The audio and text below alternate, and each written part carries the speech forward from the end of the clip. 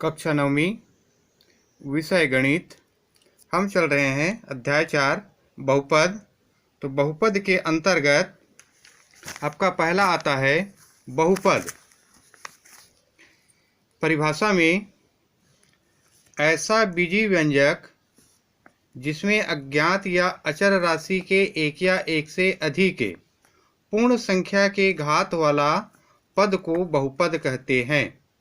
बीजीय व्यंजक जिसमें अज्ञात या चर राशि जो होगा उसके एक या एक से अधिक पद होगा और वो भी उसका घात जो है पूर्ण संख्या के रूप में होगा तो वो बहुपद होता है।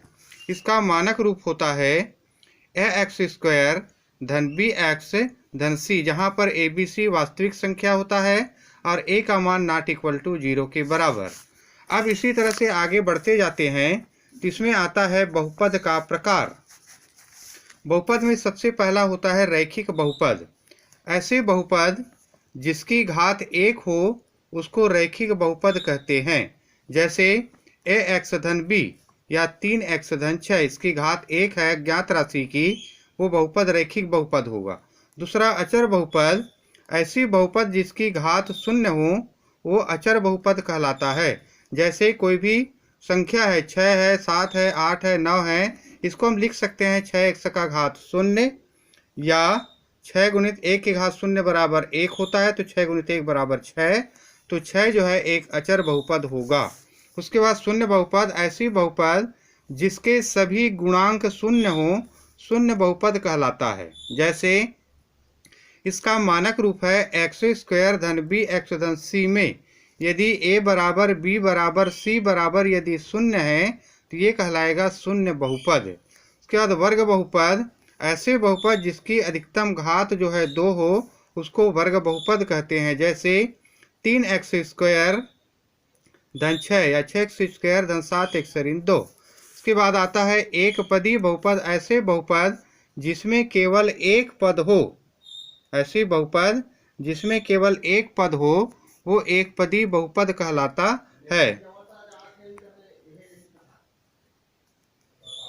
द्विपद बहुपद, ऐसे बहुपद जिसमें 2 पद हो वो द्विपद बहुपद कहते हैं। जैसे 6x धन 7 और 3x² ऋण 2।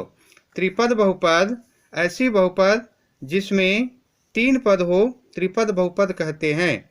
जैसे x² धन bx धन c या 9x² ऋण 7x धन 4।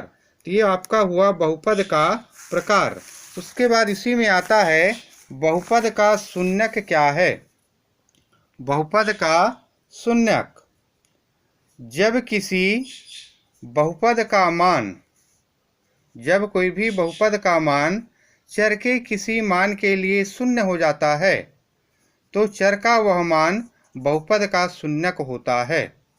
जब किसी बहुपद का मान चर के किसी मान के लिए शून्य हो जाता है तो चर का वह मान बहुपद का शून्यक होता है।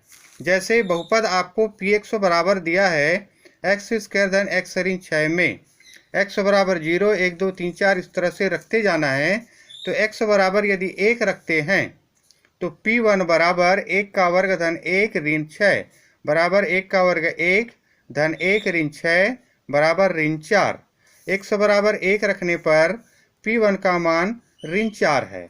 x बराबर 2 रख के देखते हैं तो p2 बराबर 2 का वर्ग धन 2 ऋण 6 4 धन 2 ऋण 6 बराबर 6 ऋण 6 बराबर 0। अर्थात x बराबर 2 रखने पर p2 का मान 0 आता है, अतः 2 जो है बहुपद px का शून्यक है। अर्थात जब किसी बहुपद का मान चर के किसी मान के लिए 0 हो जाता है तो चर का वह मान बहुपद का शून्यक होता है। अर्थात इसमें x बराबर 2 जो है दिए गए बहुपद का शून्यक है। आगे चलते हैं इसी में प्रश्नावली 4.1। प्रश्न क्रमांक 1, निम्न में कौन सा बहुपद है, कारण बताइए। 4x² ऋण 3x धन 5 ये बहुपद है कि नहीं है आपको बताना है। कारण बताइए, क्योंकि यहाँ पर अज्ञात राशि या चर राशि की घात जो है पूर्ण संख्या है या एक से अधिक घात है तो ये बहुपद है। और ये जो है इसकी घात 2 है तो वर्ग बहुपद है, और 3 पद है मतलब ये त्रिपद बहुपद है। z + 3/z ये बहुपद है, कौन सा व्यंजक बहुपद है। तो ये जो है एक बहुपद है, क्योंकि जेड को जब हल करेंगे तो जेड स्क्वायर धन 3 बटा जेड होगा। ये वाई वर्गमूल वाई धन 2y धन 3, क्योंकि यहाँ पर y का घात जो है ये पूर्ण संख्या नहीं है, y का घात 1/2 है, तो ये बहुपद नहीं है। एक्स स्क्वायर धन 3/2 ये एक बहुपद है, और इसका घात अधिकतम 2 है तो द्विघात बहुपद, और 2 पद है तो ये द्विपद बहुपद है। निम्न में एक्स स्क्वायर का गुणांक बताइए। पहला 3x स्क्वायर धन 2x स्क्वायर धन 3x धन 2, 3x धन 2, इसमें एक्स स्क्वायर का गुणांक हम देखते हैं 3x स्क्वायर, यहाँ भी x स्क्वायर धन 2x स्क्वायर, तो 3 और 2 हो जाता है ये 5, तो यहाँ पर एक्स स्क्वायर का गुणांक बराबर आएगा 5, एक्स स्क्वायर का गुणांक बराबर 5। यहाँ 3x स्क्वायर धन 1, तो एक्स स्क्वायर का गुणांक बराबर होगा 3। यहाँ पर 2 ऋण 5x स्क्वायर धन 1/2 x का घात 3, एक्स स्क्वायर का गुणांक ऋण 5 है, तो इसका गुणांक आएगा ऋण 5। एक्स स्क्वायर बटे 2 धन 1, यहाँ एक्स स्क्वायर का गुणांक आएगा 1/2, एक्स का घात 4 धन एक्स का घात 3 धन 1/4 एक्स स्क्वायर, तो एक्स स्क्वायर का गुणांक होगा 1/4। अगला आता है निम्न में एक्स का गुणांक एवं अचर पद लिखिए।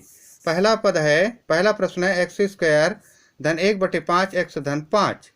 यहाँ एक्स का गुणांक बताना है, तो एक्स का गुणांक होगा का गुणांक होगा 1/5 और अचर पद बराबर होगा 5, अचर पद बराबर 5।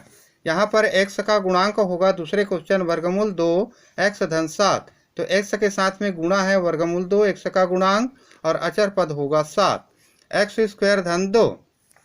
यहाँ पर एक्स स्क्वायर है, यहाँ x नहीं है, केवल अचर पद है, अचर पद है धन 2। ये इसी तरह से आगे बढ़ते जाते हैं, तो आगे बढ़ेंगे तो आपका आएगा प्रश्न क्रमांक 4। प्रश्न क्रमांक 4, निम्न में प्रत्येक का उदाहरण दीजिए, प्रत्येक का उदाहरण दीजिए।